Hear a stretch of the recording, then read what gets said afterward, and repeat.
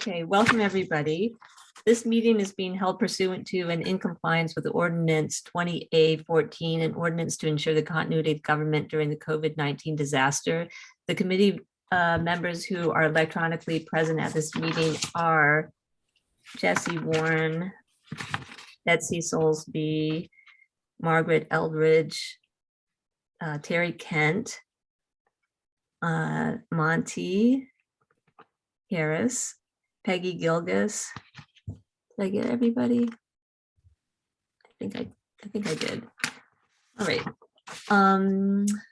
The opportunities for the public to access the electronic meeting are posted on the Albemarle County website, on the Board of Supervisors homepage, and on the Albemarle County calendar. All right. Welcome everybody. Thank you for being here today and on this beautiful afternoon. We're going to go ahead and approve the agenda. And there is an item that I would like to add to the agenda if everybody's okay with this. We sort of get late in the game. Peggy and I asked Victoria if she would mind just giving us, sharing her expertise on cradle to cradle certification. And so we can put that in further discussion because the update of the hauler requirements, I don't think are going to, there's going to be too much discussion with that. So if I can just add that, and would somebody like to move to approve the June agenda then? I'll move to approve Thank you, Peggy.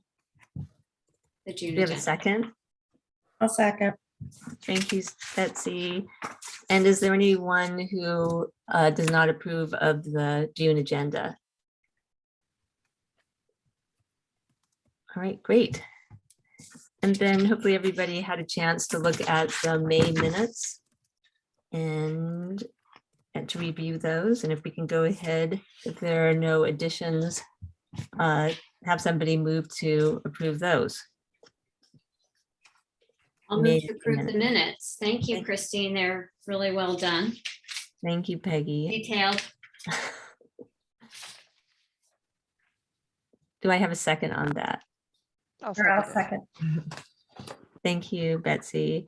And is there anyone who does not approve of the May minutes, meeting minutes? All right, great. Thank you, everybody.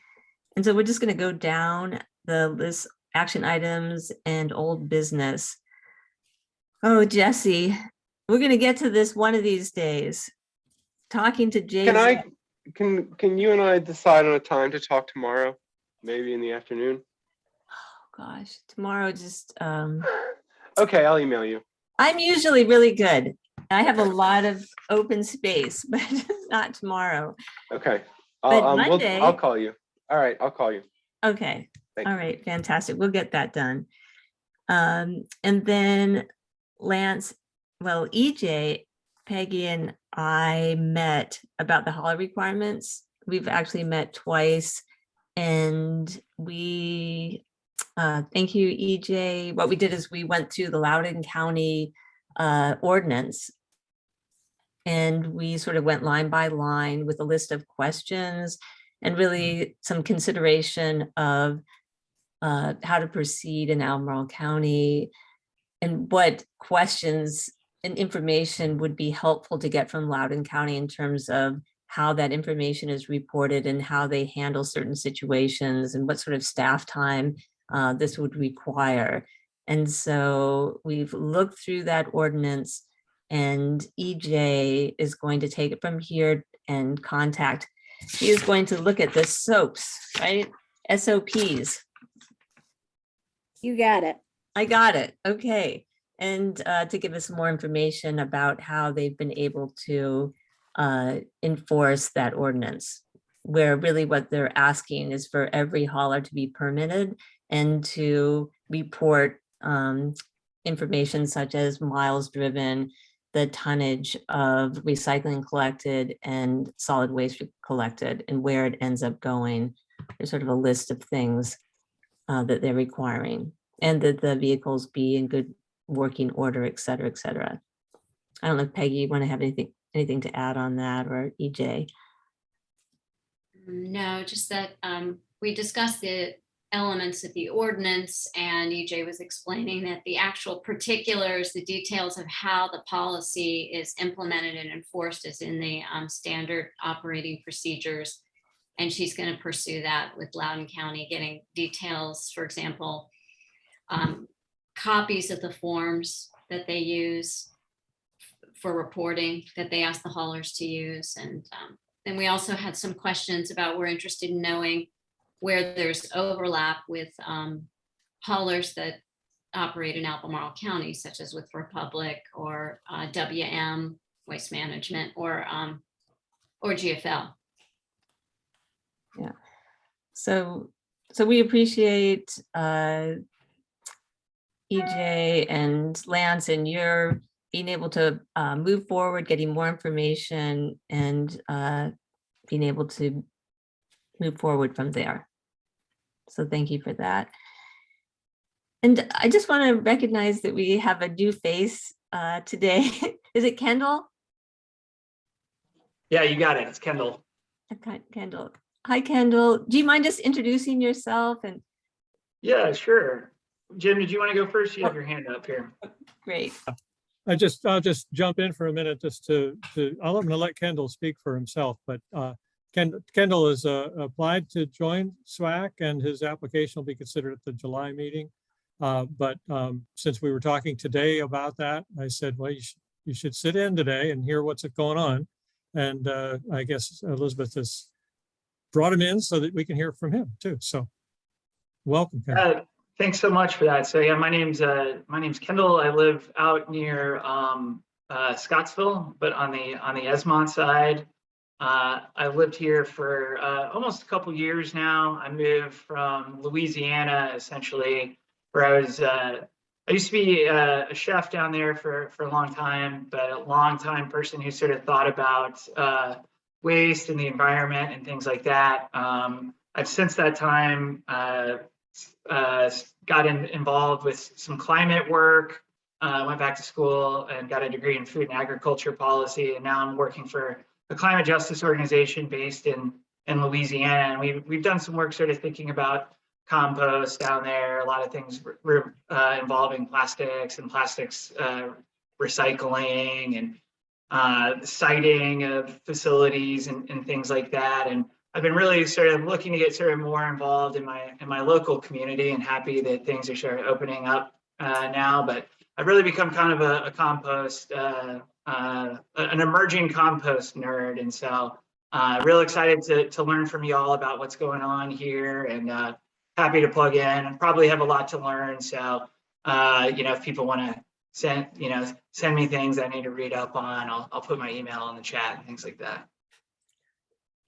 Well, welcome, Kendall. It's really great to have you. I'm a fellow resident of Southern Albemarle. I live over on the other side, over in the Blenheim Woodridge area. So welcome. It's great to have you. Thanks for joining us. And yeah, please do put your contact information so we can reach out to you. All right, wonderful. Thank you. And speaking of which, our next action item is Monty and we are committed to this, the action steps on school composting. And I regret that we haven't gotten that far with it, but I did working on getting some information from John Coles. He did send me a list of, I'm a little bit confused about it. He sent me a sheet with a bunch of numbers, composting numbers, but he said it was from 2020, which I think this might be a typo, because I don't think there was a composting program in 2020 where Black Bear was picking up. So, but he did, I don't think that Black Bear has put out their final report. So I'm going to ask him for that, but he did, it was a helpful document.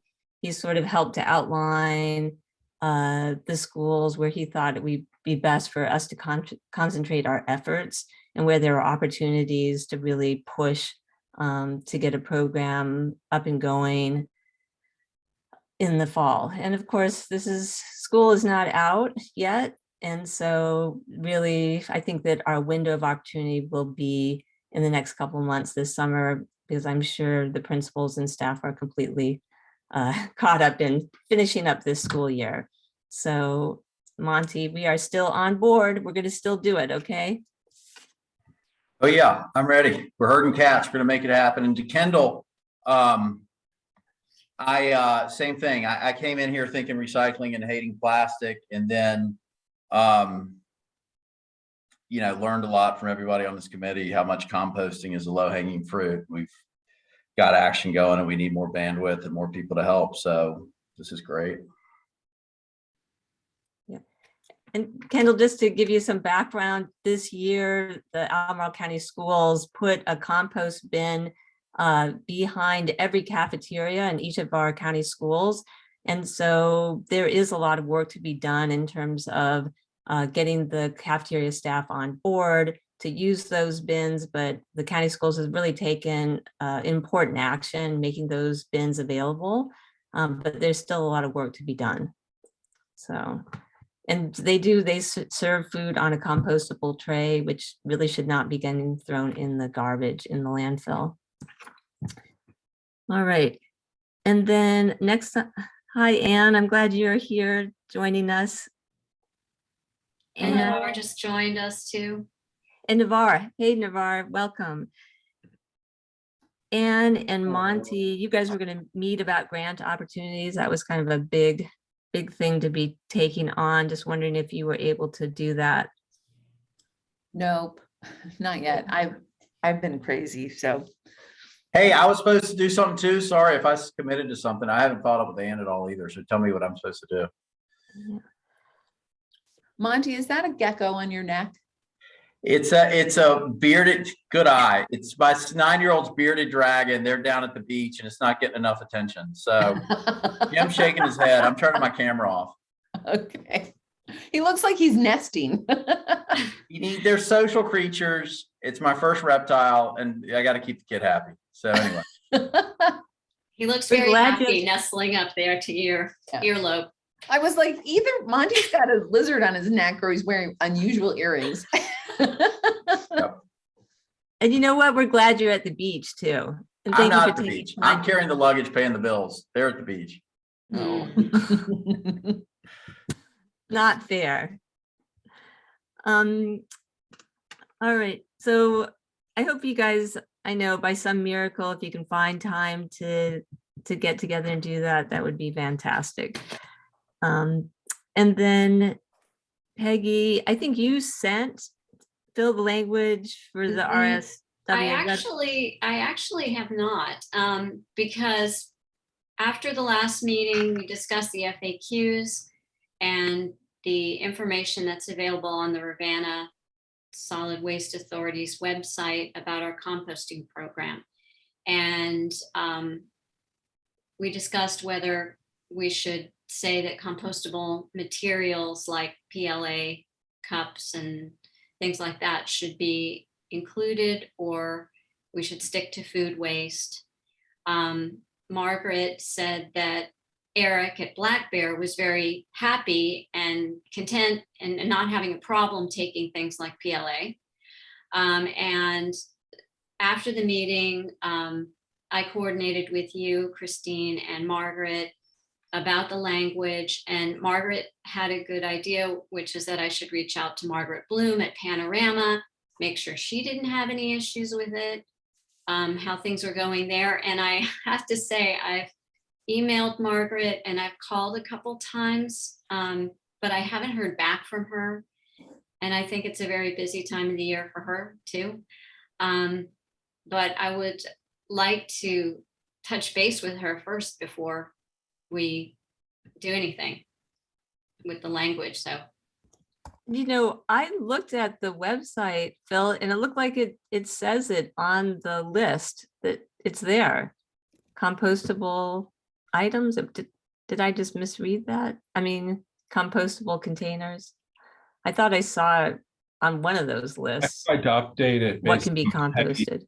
comment. oh, okay, you I did. didn't go back and we got rid of some stuff that was just sort of nonsensical, but yeah, I think I put that in there because Okay. both of them can take it, I believe. I spoke with Margaret about it. And Oh, you did, good, by the way, okay. she may be overseas or something on vacation. I have this weird virtual or hidden memory of something about that. Yeah. Well, Or- is Because she, their website does not specify one way or the other that they do or don't. It just specifies that they accept organics. At least that I can find. So that's why I thought it would be a good idea to check with her. But Phil, if you've talked to her and gotten confirmation that they take Right. it, and that may be why then- she didn't respond to me, because she'd already talked to you and she was like, well, Phil will, do the right thing. And, I've kind of covered this already and I'm busy. Yeah. Anyway, okay. Yeah, I mean, I looked at, it looks like straightforward language and, it's pretty clear now. So great, thank you for that. Christine, you had given me some changes. And so based on what you've seen on the Rivanna website, it's all good now, right? I think it You're is. content or, Yeah, okay. yeah, I think it. Thanks, looks- Phil. Yeah, terrific. And then we had the waste characterization studies. And all of you, I don't know if you got a chance to read the email that Lance sent and the report back from EJ reaching out to GBB and the cost associated with that study and the fiscal constraints around that. So I'll just put it out there for how, I don't know if anybody had a chance to look at that. I did. I took a gander at it, and I think that the types of a waste sort characterization study is directly proportional to the number of categories you're sorting to. So when I was going through sort of some of the SWAN stuff that Lance shared, it was a very detailed type of sort. I mean, we just did a sort for community last month for $25,000. So there's a huge range, and I think really what would make sense is to develop a scope of what is it that we really want to know about the waste. What is, how many categories of waste we would be interested in. And I think generally we want something pretty generic. We're interested in sort of organics, probably metals, plastics, blah, blah, blah. And then, getting a handle on how much is being recycled. And so I think ours would be a pretty basic sort.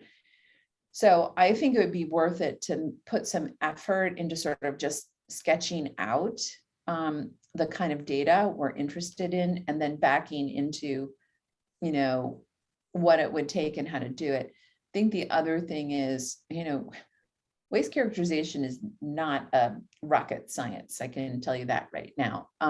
It is very hard to find temp labor these days for the people who do it.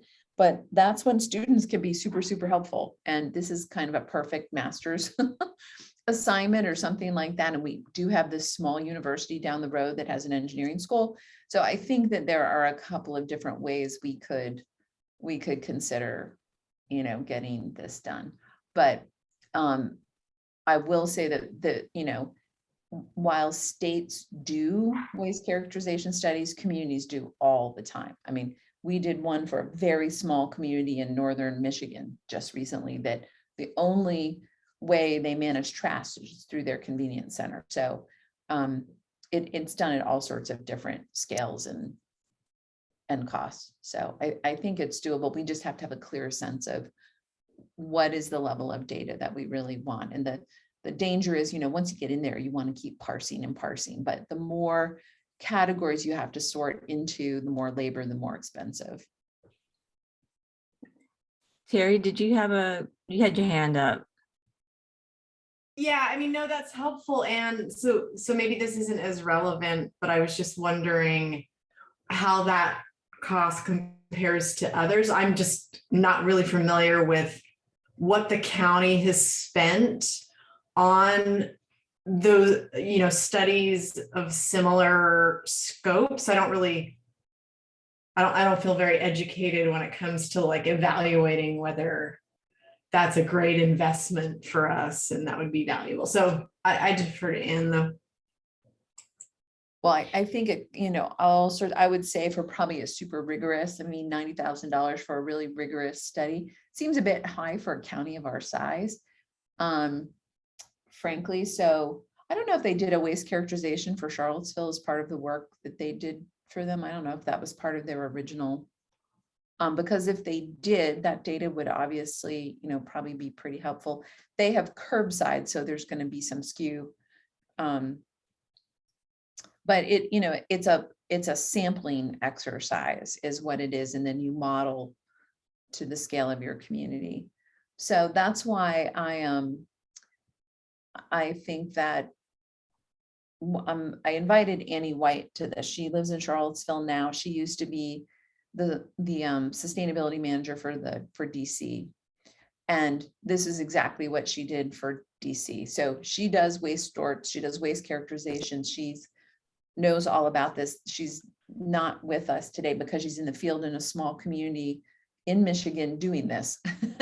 So when she joins us, she can probably give us a lot more insights. And she and I we're gonna get together and talk about how we might be able to do this.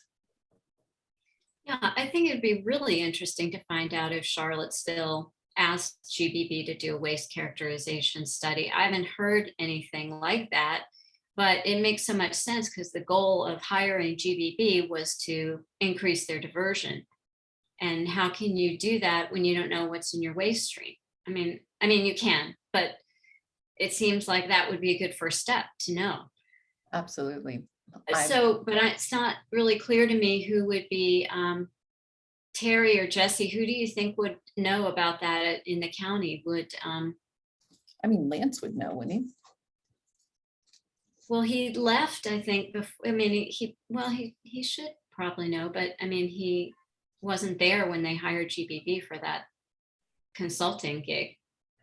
I remember them interviewing me. I wonder if I could dig up the two people or just reach out to Crystal and Susan Elliott at the city. Yeah, that's what I'm wondering is whether they would know, or Lance may well know. He didn't mention it when we discussed the waste characterization studies last week.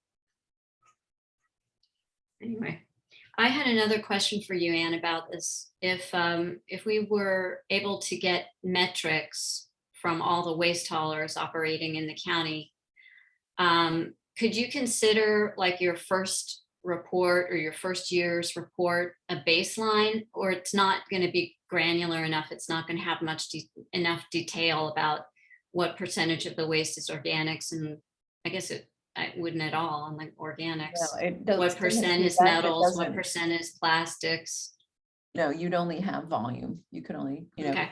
And then I think Right. there are people who don't, the problem is, you have trucks that probably pick up in Green and Nelson and also Albemarle. So, that's the tricky thing. You generally want to get, if you're going to model, get some sense of sample a number of households, try to get a sense of what their volumes with an average volume, and then multiply that by the relevant population or households that you have.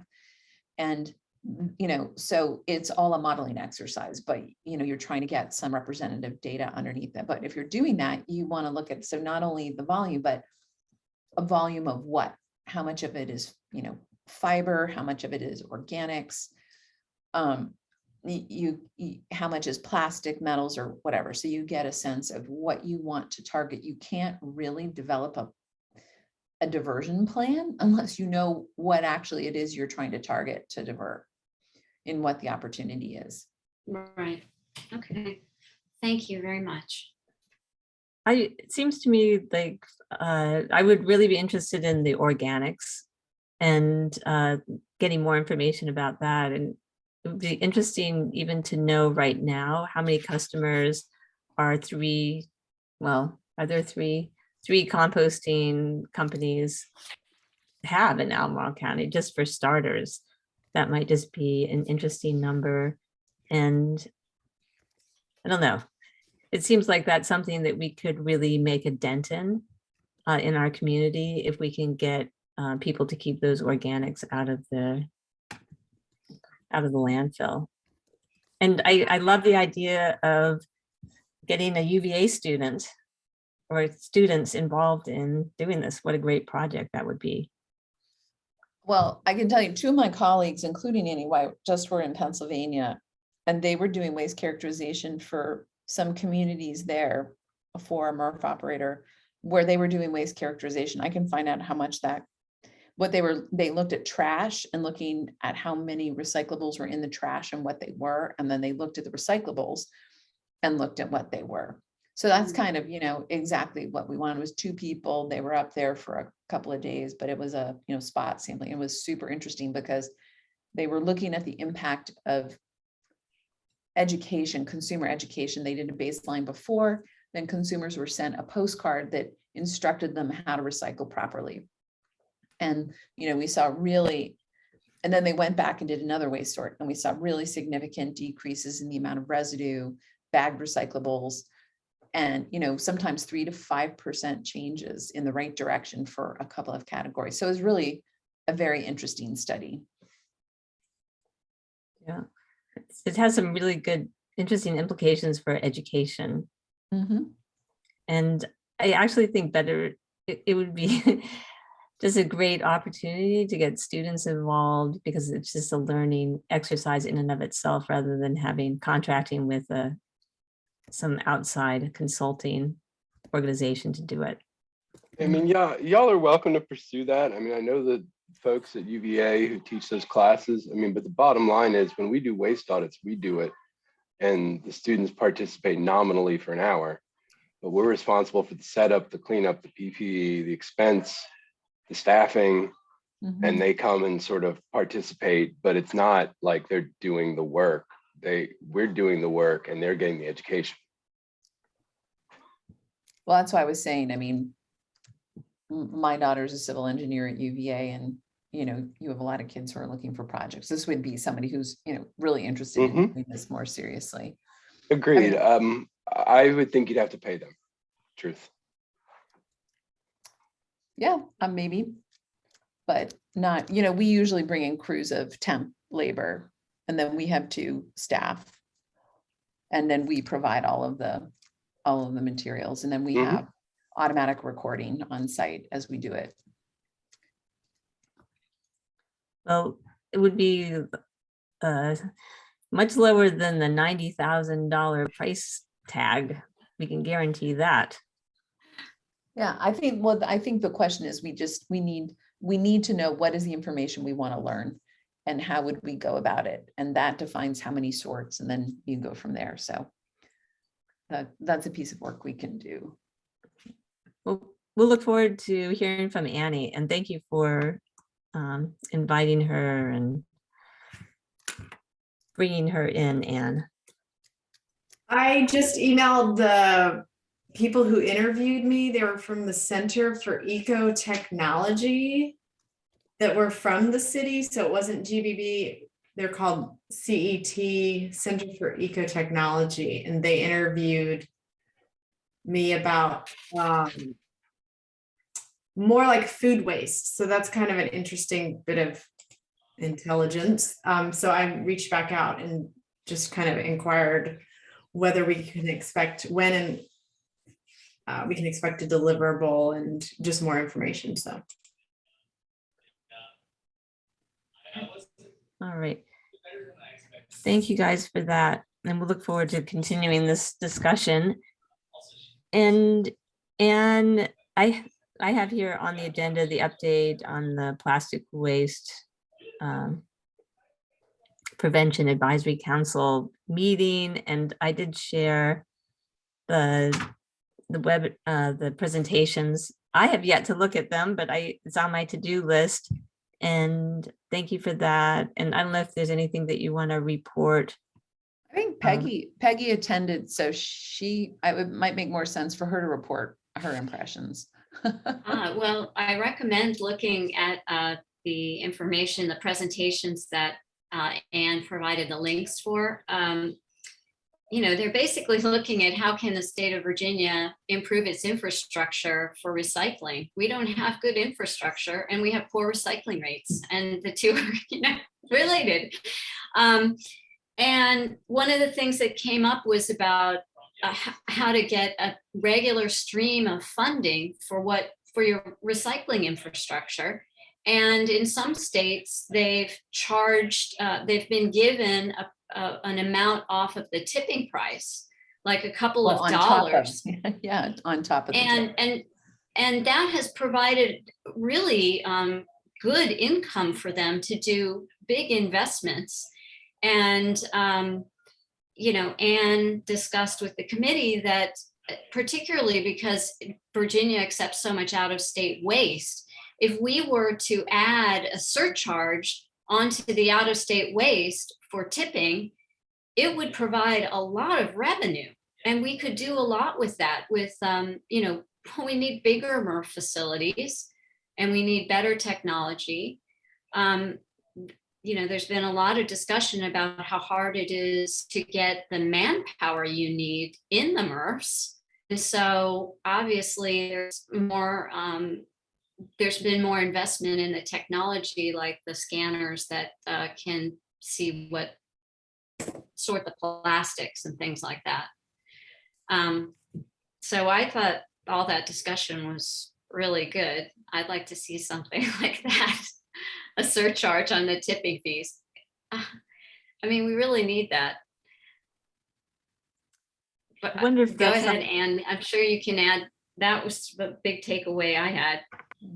Well, it's interesting, Delegate Plum was there, which, it's not very easy to get he's the committee sponsor. And then at the end, he asked if we would extend the committee for another year, and I almost died. But yeah, I mean, we covered a lot of information. We had some good presentations on it, like South Carolina has attracted over $15 billion worth of investment in recycling companies. North Carolina has a grants program, all things that peer states to Virginia are doing to grow recycling, and Virginia hasn't done anything. For me, I think that came across pretty loud and clear. So I that's wonder it. if the Virginia Conservation Network, they have like a legislative agenda, and I wonder if that might be one of the things that they would take on is a tipping fees, a surcharge to help fund this infrastructure. Right. It could be not just for recyclable materials, but organics, facilities for organics, more of them, or programs to get, curbside organic waste going. Yeah. Well, Anne, I know you almost your chair when they asked to extend it another year. Will that be happening? I don't know. I don't know what we do. So we'll find out. I mean, we're talking about it, but he is no longer on the ag committee, so I don't know if he can actually push it. But I have a question, like, even if they extended a year, I'm not quite certain what we would do. So I think that's a conversation that we're going to have. But so we're going to have 3 more meetings this year. The next one is going to be looking at MRFs and the state MRF infrastructure, and then local community, looking at local government. So I'm sure you guys heard Chesapeake suspended their curbside recycling program. We've also heard that Chester County is considering which is Richmond, I think, or around Richmond is considering suspending their curbside program too. So not only is Virginia, it's moving in the wrong direction, and it's really setting us back. So if that city falls to, Chesapeake's the 3rd largest city in the state. I don't know. I think Richmond has got to be 4th or 5th. So yeah, these are pretty critical issues that, we're just so regressive. It's crazy. So, But- Anne, it sounded like TFC just can't maintain their contracts, and part of the problem is manpower and truck drivers. But it sounded like a lot of private companies have come in that are offering to take recycling to different MRF, a larger MRF that the Roanoke the folks in Roanoke have built in the That's same not a big area. MRF. That's a pretty small MRF. Oh, really? It's not a big MRF. MRF. So RDS, so they're both family owned, so they're RDS. brothers. Joe Benedetto runs Tidewater Fibers and Joe Benedetto runs RDS. But Oh, the Roanoke MRF is not very large. Yeah, but these are privately held operations. They're not getting investment from the state or communities to upgrade. And, you know, they're not a waste management who can pull capital, you know, all of the revenue that they make from landfill tipping fees to build a, you know, a $45 million MRF. So they're in a very different position than a Republic Services or a Waste Management who are also MRF operators. They have tons of capital that they can throw at something like that when they decide they want to do this. These guys, all they do is operate a MRF, you know, and then run the route. So without any sort of grant programs or other sort of infrastructure fund to support these services in Virginia, it's totally up to them. And you know, MRFs post national sort especially have had a very, very rough time in terms of, you know, there was no revenue being made from selling commodities. They were just making money from their service contracts. So yeah, it's a tough business to be in, but you can really see the lack of attention and investment in the state in that when you compare us to peer states, Virginia really, really underperforms. All right. Yeah, not good news, is it? Mm-mm. All right. A lot of work to be done. All right, we are going to move on to county report out. And I don't know if EJ, if you have anything that you want to report on. No, I think we covered it at the beginning with the hauler requirements, and Lance pretty much covered everything on the waste characterization study. So I think we're good. Okay, all right, thanks. And then planning vision. just to say that Christine and I've been working on the hauler requirements, and Navarre is going to join us and help us.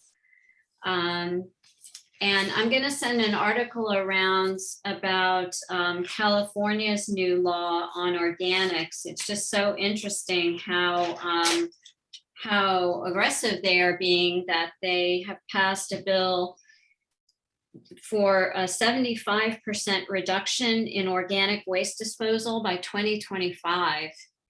And the whole purpose of that is to reduce methane emissions, because 20% of the state of California's methane emissions are coming from organic waste in landfills. And it's a big problem for the climate, but we can really help the climate by mitigating methane emissions. As carbon dioxide keeps rising too, but the methane emissions are much more potent in the short term. And, you know, if we want to achieve our 1.5 degree limit, we've really got to cut back on the methane emissions now. And that's one of the best ways we can try to meet the target of 1.5 degrees Celsius, the Paris Accord agreement.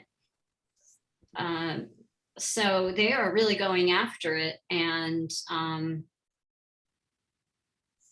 I think, you know, they are even hopeful that if they do this, in passing this law, they are getting something going that's going to be an example for the rest of the nation to follow.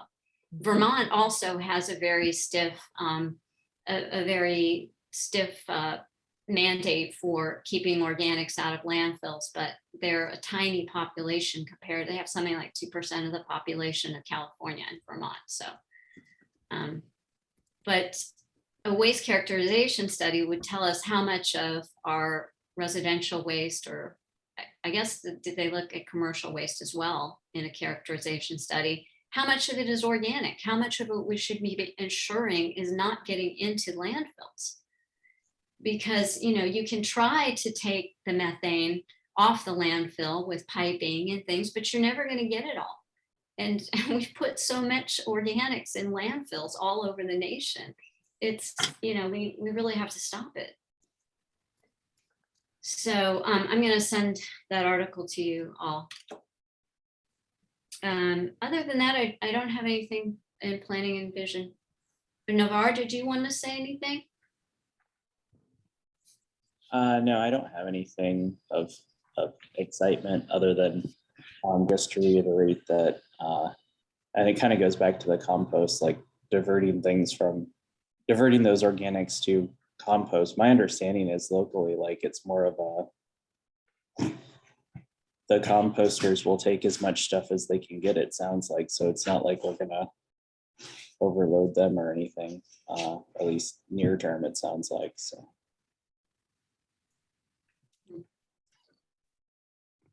All right, thank you guys. And the operations group, it would be we don't have a leader, and it would be great if we could get somebody that could step up. Thank you, Jesse. Yeah, I agree. I'm ready to pass the torch. Yeah, thank you, Jesse. You've been doing this. And so I just really want to put it out there. I don't think it would take a whole lot of time. The outreach committee, we're meeting, we've met regularly now for a couple times over there at Wegmans. And so, it's just a matter of just setting the date, so is there somebody who would be willing to step up on that one? I'm interested in learning about it to see, I don't want to commit, but I'm interested in finding out if that's something I can handle, and then I'll rope Kendall into it once he's fully on board. That sounds great. And Victoria, if you have any questions for me just about like how to do a quick little agenda and giving that information to EJ and making sure that's posted in time. It sounds like you guys were really successful in meeting, once you had figured out the place. Mhm. And Yeah, and Jesse, if legality. it's okay, I'll contact you for more information about, exactly what was involved. Yeah, I'm happy to talk about it. Awesome. But, I still know we have a difference of opinion as to what constitutes a legal meeting. A legal meeting is the word I used. And so we can continue to talk about that. yeah, I think that, I just want to say the outreach committee has been meeting, it really hasn't been doing anything differently than what you guys were doing already, Jesse. Just I plow know. forward with it. I know. But again, at the last meeting, I was stopped in my tracks and informed that not only did we not have a quorum, which was fine, that's on me, but we were unable to meet under the current framework. And again, it's more important for me to hold meetings appropriately than it is for me to hold meetings. Yeah, and So I'll I don't let know if Victoria be Jim the judge of or that. EJ want to chime in on that. I mean, we just, hopefully we can just move forward with this and, not make it too big of a deal here. I think we got it all settled, figured out that, these are not official. You're not making official decisions for the committee itself. We're just having an opportunity to have that discussion, and they're open to the public. Anybody can attend. Agendas are posted in advance, minutes are kept. Those are fine. Okay, Yeah. If you feels do legit. all that. So anyway, I'm happy to talk with Victoria about what needs to happen to get regular meetings started again. It's fairly straightforward, and let me know how I can help. Regarding other operations business, I don't see Monty anymore. We've been talking with Friends of Nelson, but they don't feel that the climate implications of recycling glass are worth the squeeze, if that makes any sense. And the truth is, I haven't had the energy to argue. Ah, So they feel the transportation emissions are significant and outweigh the benefit of glass recycling. And again, I haven't had the energy to fight that fight. Hmm. Per the memo that was provided to me by Monty. And so I'm kind of back at, well, now, and not only do I not have a friend, I feel like I've made a friend of me. Hmm. I'm really sorry to hear that. So yeah, Monty and I haven't had a chance to regroup on that one for, reasons. But that would be something that we would talk about when we were able to have a meeting outside of this meeting. Yeah. And do Just out some, of curiosity, Jesse, I don't understand, why would the transportation impacts be there? It's just the additional distance for recycling versus what's going to landfill? yeah, and they felt the landfill was closer, that's less MTCDE, so our math is bad. And it ignores completely the embodied elements of the glass. Yeah, But I guess if you draw a box around your community and only your community, you can make decisions like that. yeah. Where is the landfill? Close, Oh, it's close. Got it. and North Carolina's far. Yeah, I got it. Interesting. I Okay. I sat in on that call, Jesse. I will say that the person who did the calculations in the white paper, just to sort of give some context or color to it all, she's a very well-respected person in solid waste in that area. She's been the person that's talked solid waste for decades. So everybody kind of relies on her. Like, when in doubt, believe, I think it's named Susan, and so that, right or wrong, that's kind of what you're up against in this case, that it doesn't really work for them. Mhm. Right, and I'm seeing that. I think quantity wise, since I made the estimate, I was free about, where I based my quantities on. They think they'd be significantly less than that. So there you go. Yeah, and so, it feels like we're conflating two things, whether or not it's a good investment versus whether or not it does the right thing for the environment. It sounds like they're sold on neither. Mhm. Yeah. Okay. Is there still an opportunity to collect glass in Albemarle? Well, Still, the thing is there, they were more keen on what if you could get something started, which went to the high producers like the wineries and the breweries and things like that. So, that was sort of, there were two prongs to the thing we were working on, and the recycling centers was one and going straight to businesses was the other. I think they're amenable to that. I think they're also amenable if it's sometime in the future we want to talk about something else. I don't think it was, no, we don't want to talk to you ever again. Just based on Susan's calculations, which you're going to, right or wrong, I think you will have you will have lost the battle before you started the war by really having an argument about the technicality of the argument. I would pivot and move in a different direction. Yep, and so there has been, That sounds Monty's been on the lead there. And so that's what I feel as well, is arguing is not going to, somebody told me they don't want me there. Arguing and saying, yes, you do want me there, isn't going to change that. Let's talk to Fluvanna County or talk to Greene County instead then. Mhm. But you're saying you still believe that certain vineyards or breweries want to get the glass recycled and might do something directly with collection, sending it to Albemarle to. Yeah. Okay. It's still on the table. I think our best prospective partner is County Waste, GFL, excuse me. So now we're back to the conversation that Christine and I are going to schedule.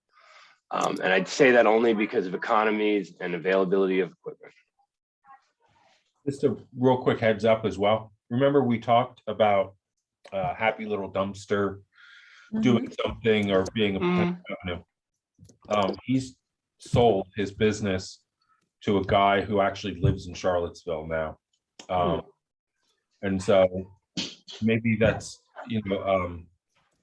Kyle Miller was, I think he's from Elkton. And so there wasn't any real personal attachment to Mhm. something cool, so to speak, but maybe this guy is. Interesting. So we could revisit if possible.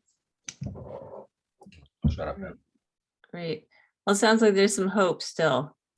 Yeah, and pivoting off of that, I think we talked about school composting. Is there anything else you want an update on? How is the program going over at UVA, the plastic single use? I mean, we're sticking to our proverbial guns, right? So at graduation, you saw a lot of metal. You also saw probably some plastic because of the heat. But on the normal days, like football games and things like that, we will not be serving plastics. Again, I won't make promises about what did or didn't happen at graduation because it was exceptionally hot that day. And I think each one of us would prefer that someone not fall out due to heat and water and sustainability and single-use plastics. Bam. Yeah.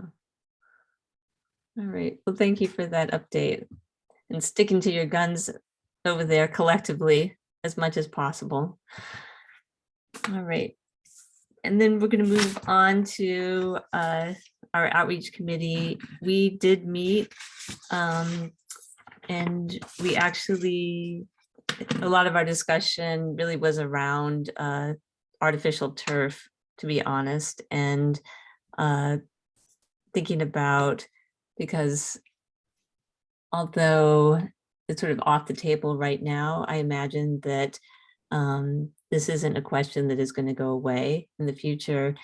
And so we just talked about, what are there ways to help the public understand more thoroughly all the complexities of installing artificial turf in terms of the waste management. And we still have Will Tucker, and he is now working on sort of creating his analysis, and would love if anybody wants to contact him, the UVA student who I introduced you to in our last meeting. And we're actually going to meet next week, and we're going to be just meeting with the Garden Tow foreman out there and just get some idea about how they have been managing the fields and in terms of mowing schedule and nutrient application and that sort of thing. And so hopefully we'll come back with us with sort of an analysis of what he's taken into consideration. But just recently I had a conversation with somebody who showed me a picture of their, after walking across the Charlottesville High School artificial turf field, that their pants and shoes were covered with little pieces of the carpet. So, which was astounding to me because it really does break apart, and those little bits of plastic are getting spread out into the environment. So I was like, wow, that really does have an impact. I don't know if anybody from the committee wants to add on with that, about that discussion, but we did have it. And Betsy, thank you, has been consistently at McIntyre. And I was just there for the first time in over a month with her on Sunday. We saw Phil, and really great to have John Bryant there, and the great staff who really take their job seriously and give a lot of guidance to the customers. So really appreciative of that. And but I was there Phil- today at McIntyre, and Alvin was working, and the place looked spot, and I was very impressed as I went around to the various containers and put my recycling in, how clean the contents were. And I thought, wow, I really think that the Recycling Ambassador program is helping people do the right thing. It really seems, I'm impressed. I think it's up a notch.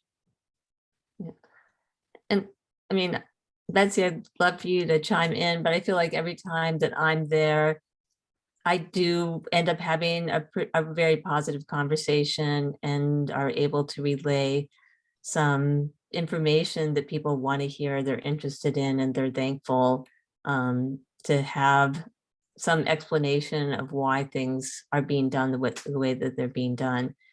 But Phil, I also have that question of when we, what ends up, how things are going with the compactor, and are things able to continue to not be mixed together? But I know there is some mixing of the material and how how that's going.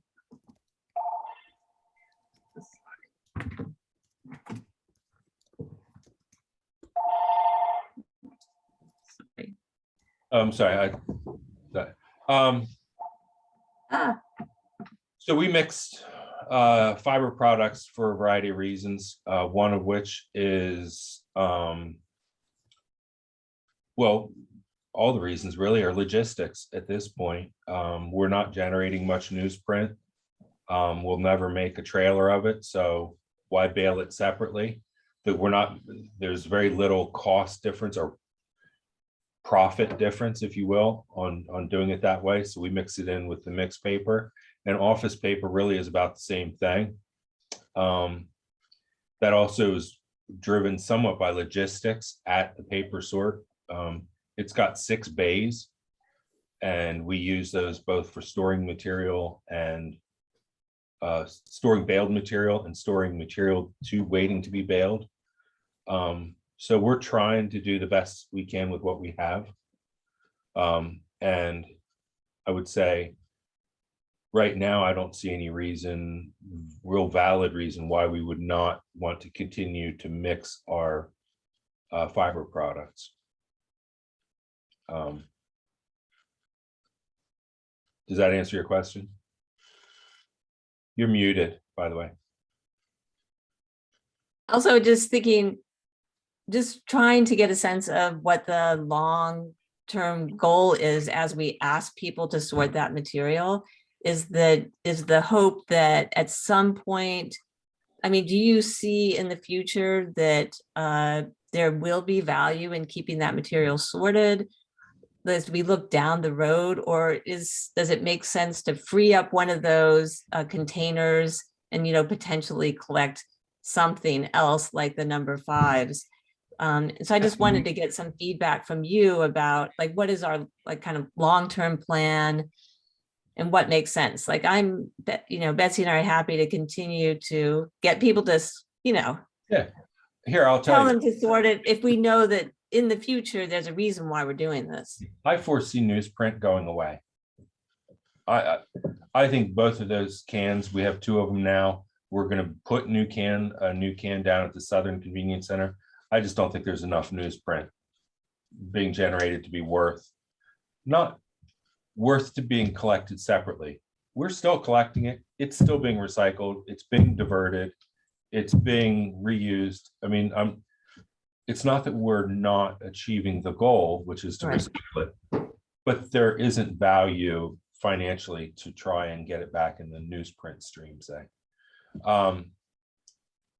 And I say that with any of the stuff that we're commingling, behind the scenes, it's all being recycled. Please, I mean, last thing I want is anybody to walk away from the thing, oh, they're just throwing it out. Not at all. I mean, we're making some logistical choices that I think are reasonable. But yeah, so that space then and that can would be available for something else. Possibly. Yeah, I think that's a political choice you're really asking there. We're not going to probably come up and say unilaterally we're going to start collecting number 5s, because there's costs associated with everything. Yeah. And recycling especially is not supported by the revenue of the material we process and sell, unfortunately. I think those days are probably long past. Yeah, they are. Some days were cardboard and mixed paper recently were on a tear. But that doesn't last usually very long. So, I mean, that's sort Well, of I where think that, yeah, and that helps clarify for us. So if number fives become like economically feasible or makes sense down the road, it sounds like those containers could potentially be freed up. One of them. like, so for instance, let's use number 5 as an example. Right now we take our 1s and 2s because they're not clean enough that they have to go to the sort facility, and we're bailing those and sending them down to Raleigh. Number 5s, I presume, are not going to be magically there perfectly pure. So they're going to need to go to a processing facility down in Raleigh. The reason Actually- we quit collecting those to begin with, the 3 through 7s, because Raleigh wasn't generating, they were basically landfilling all that material anyway. Yeah, that But- market has actually changed. We have an end market now in Ironton, Ohio, that actually, it's a polypropylene processor. They have a front end MRF. Peggy, I don't know if you heard Tamsin's presentation, but Did. that's, Mhm. yeah, so she'll buy every molecule of polypropylene that's baled in the state of Virginia. That she made that announcement at our meeting. So We would it's, generate enough to be worth, at the facilities we have right now, we'd have to generate enough, yeah, dislocate something else, and that it would not only dislocate something on the collection side, but we'd need to be able to store it till we could load up a trailer. And I have to tell you that by getting rid of the 3 through 7, I mean, industry standards are that portion of the plastic waste stream is about 10%, give or take. I mean, correct me if I'm wrong. So polypropylene is probably the biggest player in that 10% space, but we're still talking a few percent. So it's going to take a long time to fill up a trailer. yeah, that's, but the other, Great, but we the need mark- space to do it. that's polypropylene packaging. The one thing that you can do with this market is they will take all durable goods that are polypropylene. So toys, furniture, anything that's polypropylene, they'll take. So that's where you find volume, because polypropylene, it's used in a lot of packaging, but by far the biggest application is in durable goods. Are they taking it in the form of films as well? Yes, but it's not their desired. Films are very hard to get volume. You have to fill up a truck, so you need 40,000 pounds. So that's what Phil's saying. You have to have a trailer parked somewhere when you're baling it and putting, bales in until you have a full load before you're going to move it. You can't move less than truckloads. So, well, I'm just curious to know, like, would it be possible to like commingle the 1 and 2 plastics, since they're getting commingled already? And or get rid of, commingle the newspaper and into mixed paper and then free up a bin for the polypropylene. And doesn't Vanderlyn now take the polypropylene, or? I don't.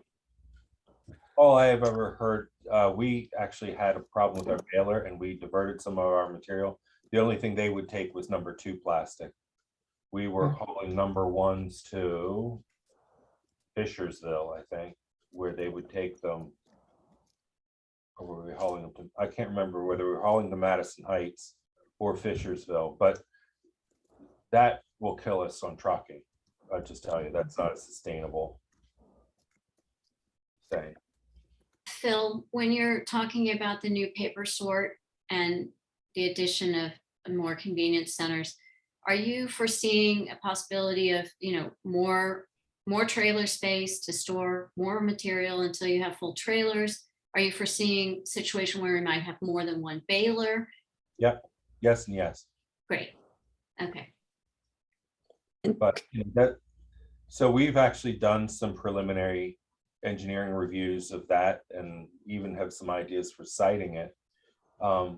We're at the point though where we need to start talking with the city and the county about funding. These are not $1 million projects. They're 5 or 7 or whatever $1 million projects. It's not something, even in the day of ARPA money, that somebody's just got lying around, looks under the desk and drags it out for this thing that was outside of budget, outside of our normal budget process. So that's kind of where we're at right now. And does it look like the possibility of using the Ivy MUC, is that still on the table as a potential sorting facility? Not the transfer station. Oh, no. Transfer station's buried. It's full up there. I mean, you couldn't really, now when Liz originally sort of fought for and sort of helped in the design, she added 25% to the footprint of the transfer station with the idea that it could be used for future recycling.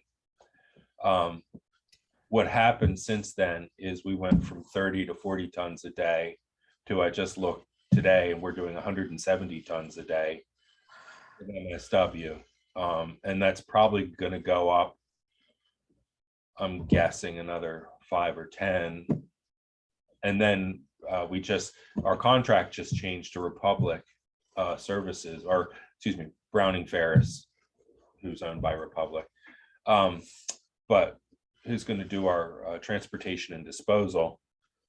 And I half suspect they're going to start to divert some of their trucks on the outside edges of their route to our facility. So I think a hop, skip, and a jump, and we could be well over 200 tons a day. So that 25%, we used that a long time ago. We're still pulling out metals though, right? We are, but I don't know if many of you or any of you ever go out there regularly. The Encore shop used to have a lot of stuff in it. It doesn't anymore. And it's not that we're not seeing it. We don't have the staff time to sit there and fish stuff out like we did when we were doing 30 tons a day. And we're getting, the loads are coming in big rear loads or in big roll-off containers. It's not coming in. The vast majority of that extra tonnage isn't coming in the back of somebody's car. Is our fee too low? It depends on what you want to try and do. You want to cut back the amount of tonnage we're doing? That would be one way to solve that problem. We could raise the fee and everyone will start driving down the road to going somewhere else. Well, Phil, I wanted to ask you, what do you attribute the growth to? It seems like pretty rapid growth. Is it just guys going to a different place to transfer, or is there fundamental growth in the community that's driving waste? Both. I think a lot of it is people are coming to us. I mean, we were $66 a ton. We're now at 52. I mean, what is that? That's 10, 20 or 15% more. And back when diesel fuel was $3 a gallon, well, it was well worth it to drive to Zions and stop at Republic or the Vanderlyn or GFI or whoever and use their transfer station. The other thing is there's been a lot of construction's going up. Drive out through Crozet, I don't know, like I used to live there. I hardly recognize it anymore. We're getting a lot of people moving into this area. So I think that's part of it. Both ways. Phil, are you seeing any growth in recycling? So I think yes. Here's our big problem with this. Recycling started as a small thing, like a feel-good thing back in the day, and it's never been, nobody's ever established it to really provide good metrics on what we're recycling. So when we know what we sell, but we have no idea where it came from. I don't mean that horribly, but like we know we pull the cardboard roll off at McIntyre twice a week. Sometimes if we're in a pinch 3 times a week. And we know we used to only do that once a week. So Wow, we know we're getting more cardboard. wow. You know, we're selling more cardboard, but you know, like the question now, the county and the city are asking, well, how much of this growth is from Ivy versus McIntyre? Because, you know, Ivy, the city's not paying for the, or doesn't want to pay for the, you know, the county only operations, which is fair. But we're just sort of go, I don't know. Because we have no way to know. And that's one of the things we want to integrate into a new facility is some scale, so we can finally start to hand, you know, and say, listen, it's all coming from the city, or it's all, I mean, during COVID, it was really weird. You know, everything else was shut down. And I think we were generating more recyclables during COVID than before, you know. Yeah, that actually, that is not necessarily unusual. But There's not a scale as you go into the paper sort? no, Got it. there's a Gerdau scale, but it's not, there's no way for us to really to use it. Got it.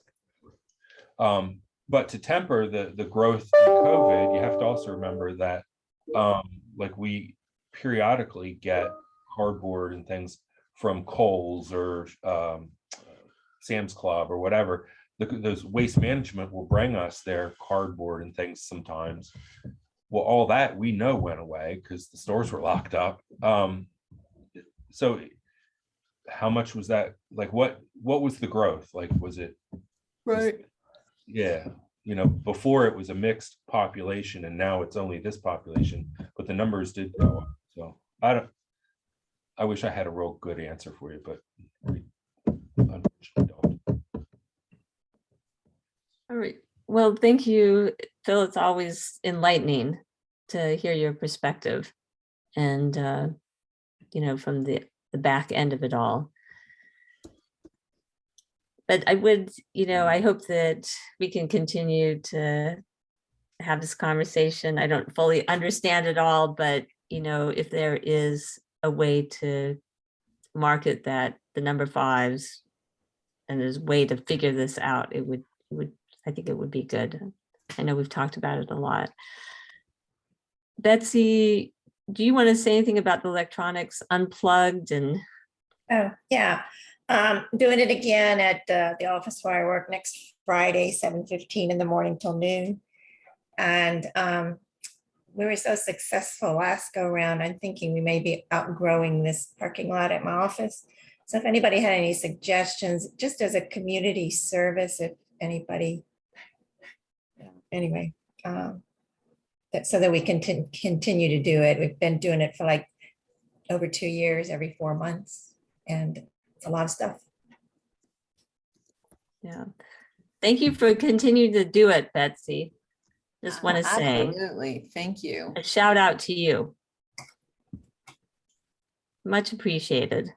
So if everybody just keep their ear out, if you have any suggestions about where, you know, any businesses that might host it, let Betsy know. All right, we only have 15 minutes left, but Victoria, we would be really happy to have you talk a little bit about Cradle to Cradle. And, you know, part of the background of this has to do with, as we listen to, you know, the Brockville the Kimley Horn presentation, and we heard, well, this material is Cradle to Cradle certified. And so just to help us better understand what all that means. And I think Peggy sent you some questions too. Yes, I'm happy to do that. Like I said, I could talk about Cradle to Cradle all day if you let me. So I've got some quick slides. I thought that maybe it would be helpful. I've got to find which screen I'm on here. Okay. I'm not used to using Zoom. I thought it'd be helpful to go through as though it was kind of organic the way you did it. Like start with, okay, let's look at the registry, see what it looks like as though you were verifying a product status, and then we'll go into what all of it means. So if we were to say, okay, they said it was Cradle to Cradle certified. So now I'm at the Institute's website to see, you know, what does that mean? So every cradle to cradle certified product is going to be in here. And one of Peggy's really good questions is what happens if they stop being certified? They decide we're not going to do our renewal. They would be removed from this website. So when you have a product in your hand and you want to see if it's certified, this is the absolute authority on whether or not it's still certified. If you notice here on the left, you can sort. So if you were instead saying, I heard there were certified turf products, let me see if I can find some. You could go here and look at the categories here. None of them really match very well. So then your next solution would be to say, okay, let me search by the company name. I know XYZ company said they were certified. I would look here. And again, you can see categories on the left, and you can also see the certification level. And this here refers to all of the certified products. You can see it didn't change from here to here. It's important to notice that most of these products are certified at either bronze or silver, with most of them at bronze right now.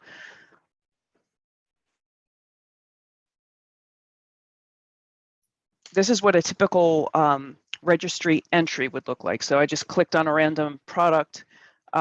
This one is certified at gold. And the way the certifications work is you are only rated overall as high as your lowest scoring category. So this is actually a very highly rated product.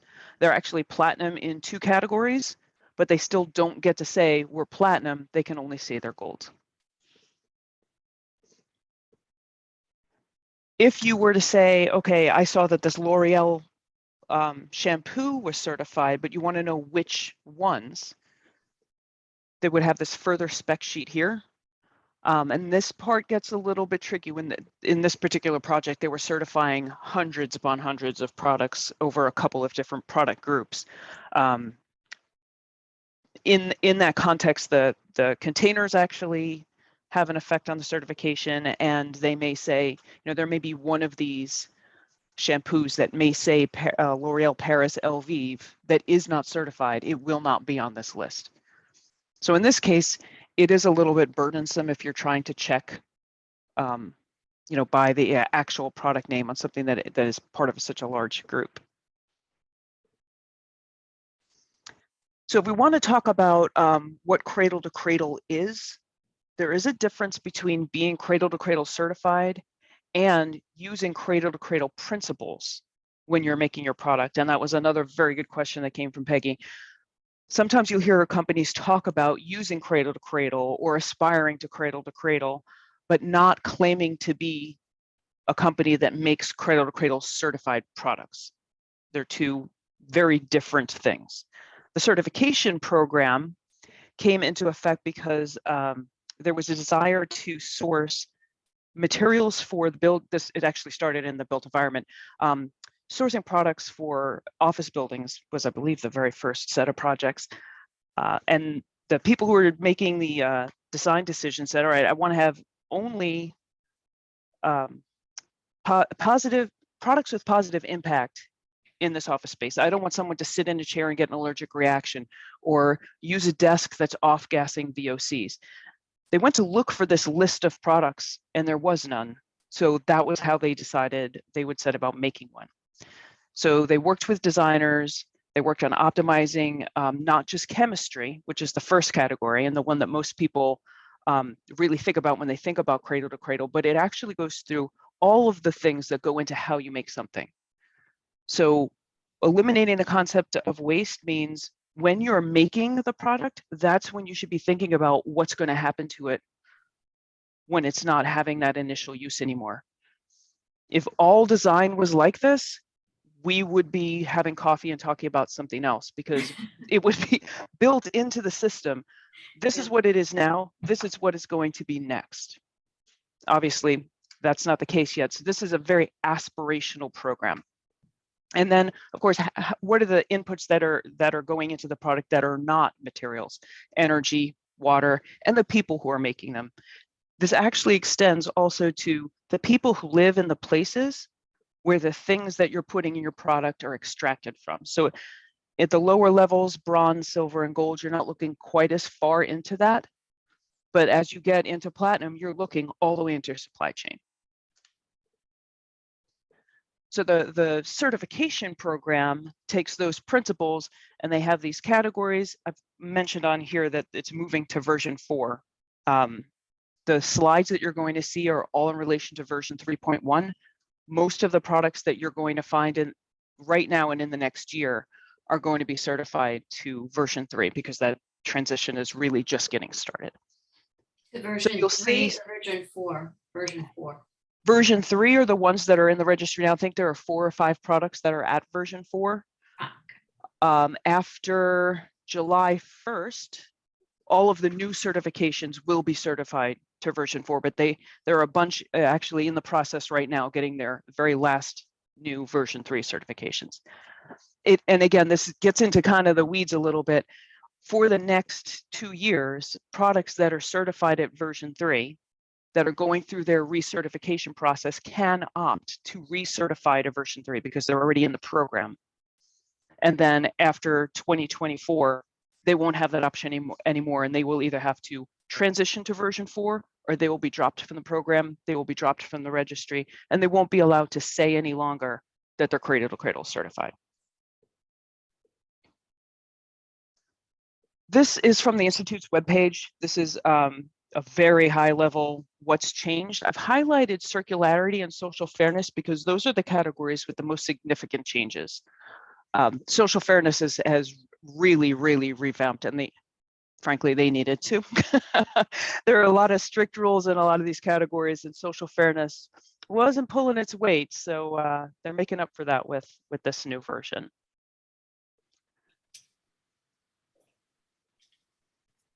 So going into the actual requirements, there's a lot of detail here. I'm sure you don't need all of this, but this is a screen grab from one of their reports. So when you send in your product to be certified, you have to check these boxes here, and then there's much more detail in the report supporting, what information are you submitting to prove that you have met these categories. So at the bronze level, which is where almost everybody starts, basic I don't know if it's been used at all lately. You have to not just collect the data for your ingredients, but send it to a registered assessor who's going to then look and then do the assessment. I'll show you a little bit more about that material assessment in a couple of slides. And this is one of the most surprising things to me when I started with Cradle to Cradle was to learn that probably more than half of the companies out there that are making things, putting them on store shelves and selling them to you, don't actually know what's in their own products. There's so much opaque supply chain, proprietary formulations, things being swapped in and out sometimes. In order to just get the 75% assessment is actually a lot of work. And that's not really communicated sometimes to the market. But even that just one thing in this entire program could take a considerable amount of time and effort. And then for anything that isn't rated as an optimized material, you have to have a strategy to get rid of it in order to continue with the certification. That's another interesting thing about Cradle to Cradle is it's not a one and done. You don't just, okay, I did my inventory, I got my scorecard, and then every 2 years I just write a check and send in the same information and I get recertified. You have to keep working on it. It's meant to be a framework to help you get to an optimized product. So the hazard and exposure are combined into a risk assessment that's done on a chemical basis, and then those are rolled up into the material assessments. And I've got some of the version 4 changes listed here. In the interest of time, I'm going to scoot through the rest of these slides a little bit faster, but I'll make the slides available to everybody. Material utilization is the next category. This is, are you using renewable and recycled materials coming in? And again, are those materials, have you changed them in a way that they're no longer recyclable? You take a recycled material, but you make it so it can't be recycled again. That's not Cradle to Cradle. So there's a tiered system for scoring those into, again, reutilization coming in and going out. This is just a basic representation of the concept of keeping the materials in the cycles that they belong in. So we talk about cycling, cyclable and cycled. products, but where are they cycling? If you take natural materials, put them into a product that can not be used in, the biological materials, put them into a technical nutrient cycle, you need to make sure that it can continue cycling in that technical nutrient cycle. And of course, ideally, we're going to keep our natural materials cycling in a biological cycle and keep the technical nutrients in that technical cycle. You know, taking your paper, transforming it with a coating, and now it can't be returned safely to soil through composting. But after a certain number of cycles of recycling, you know, that pulp can't really be used anymore either. That's really kind of crossing those streams and making it not able to be cycled in either one. So of course, we want to be careful about the additives that are used in these products. This is an example of EcoWorks, which is a Shaw carpet. They were one of the early adopters of Cradle to Cradle. And it's not enough for them to say, hey, you know, we have a recyclable carpet out there. They actually print on the back. So when this is being taken out at the end of its use, there's an 800 number on there to inform the recycler, you know, that they actually want the product back. I've been to their plant and they do take this back and they process it and put it back into the EcoWorks backing. Even I believe even the fiber goes into the backing. The next thing is, you know, what energy is used going into your product? Are you using renewable energy? Are you burning coal on site? And always, again, the idea is to be on that pathway so that when you are at the highest level of platinum, you are accounting for the embodied carbon in your product and you're making it only with renewable energy.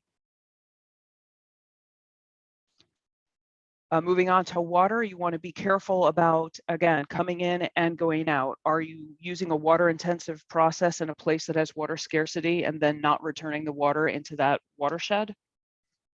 And again, are you making sure that the water that is leaving your facility is as clean as possible? Again, just a list of some of the high level version 4 changes. And social fairness. This one, again, the version 3 requirements are not particularly stringent up through silver. Once you get up to gold and platinum, there are, of course, much more difficult. So as an example of this is social fairness in version 3, and then in version 4, you actually need 2 pages because they put so many additional requirements in there. So that was the very, very quick walk through Cradle to Cradle. And if anyone has any questions, I do have some time. Yeah, it's a lot. That was really interesting. Thank Yeah. you, Victoria. That was a wonderful presentation. And I just think that it's really amazing to have this kind of certification and to lay out these requirements, and that they're really fighting and articulating what we're looking for. So Yeah, and it's an interesting program to see companies get involved with. Some of them, we would see 2 types of companies typically. You have the company that is working very hard on sustainability and really getting some momentum and having some achievement. And they want to find a way to communicate that to the market and even to other businesses. So they use Cradle to Cradle to say, hey, you know, I'm entering at silver and gold, so I want to show off. And then you also have companies that want to do things better and need a framework to work within. And those companies use Cradle to Cradle more as a tool to go ahead and keep improving and getting into that silver and gold range. mhm. Yeah, I think it's really impressive. And I'm looking forward to, if you would share these slides. Yep. And it would be nice to even have a follow-up at our next meeting, just giving us a chance to digest it a little bit more and be able to come back with some questions. Yeah, it's a lot for 10 minutes. Yeah.